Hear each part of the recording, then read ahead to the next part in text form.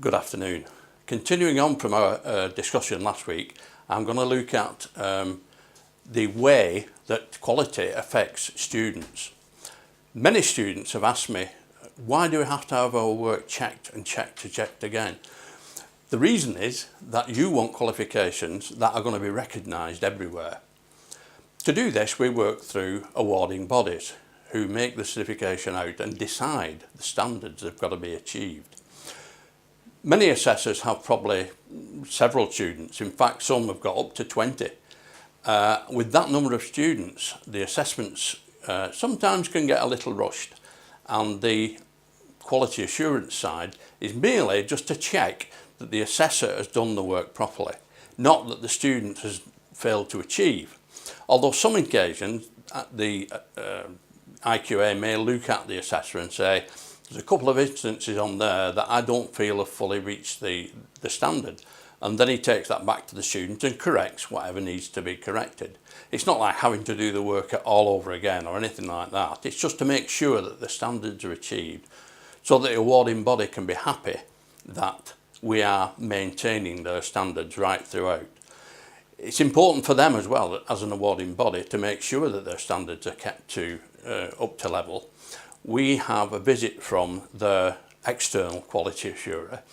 In terms of a lot of qualifications now, they only come in once a year because we have what they call direct claim status for a lot of qualifications, so that once our quality system has said, yeah, that's okay, we can then claim the certification.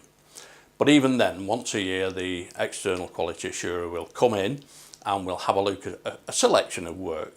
Not just the work, but also the quality policies that we've got and the way we work to them, and how we actually present those down to students so that they're aware of what we're doing. And this is partly what this video is for, is to explain to the students that it's not a double check on their work in terms of what they've done, but in terms of whether they've just met the standard or not, or that the assessor has assessed correctly and not being unfair to a student that he perhaps doesn't get on with, and perhaps been over fair to a student that he gets on very well with.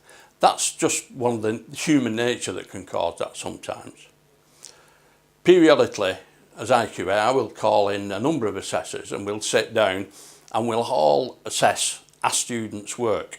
There's no name on the work, it's just some work that the student's has presented during the year, and we'll sit down and discuss it. Well, firstly, we'll all assess it, and then we'll look at who's assessed it, who's passed it, who's not passed it, who made different comments, and then we'll discuss that, and so that everybody understands the way we're going to assess and the level at which we're assessing. And it's important again to remember as students that it's for your benefit, this. It makes sure that the qualification you achieve, when you've achieved it, is guaranteed to be accepted wherever you go with it.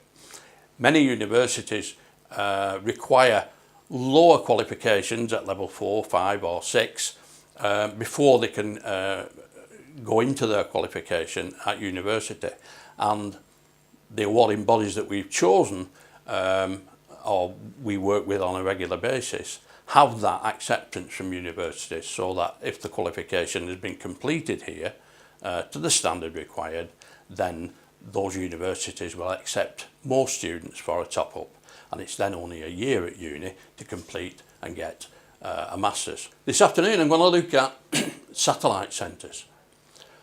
UK Versity Online has, in the last 12 months, set up a number of satellite centres. These are centres that will work towards the qualifications that we are accredited with through the different organisations that present the standards to which we must achieve. These satellite centres will have to work to our policies and our procedures with regard to quality, and all the work that comes through there will have to be checked through to make sure that it's meeting those standards. Some of them can be as far away as, we've got some in Seoul in South Korea, we've got some obviously in the Middle East in Abu Dhabi, or is it Dubai? There's two actually. We've then got some that are in Turkey and again in London. They will have branches elsewhere as well. I think they've one in Wales. So all the work that's collated from all these places and all these different parts of the world will have to meet all the same standards.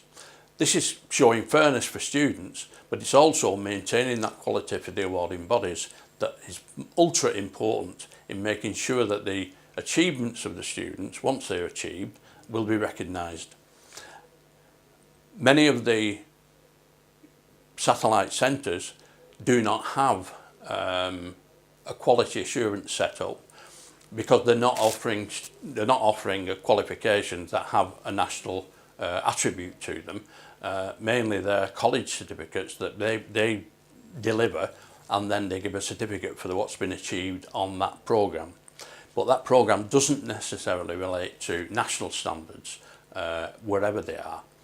These qualifications that they will now be delivering will be to UK national standards, and therefore the achievements will be recognised just the same as if they'd been achieved here in UK.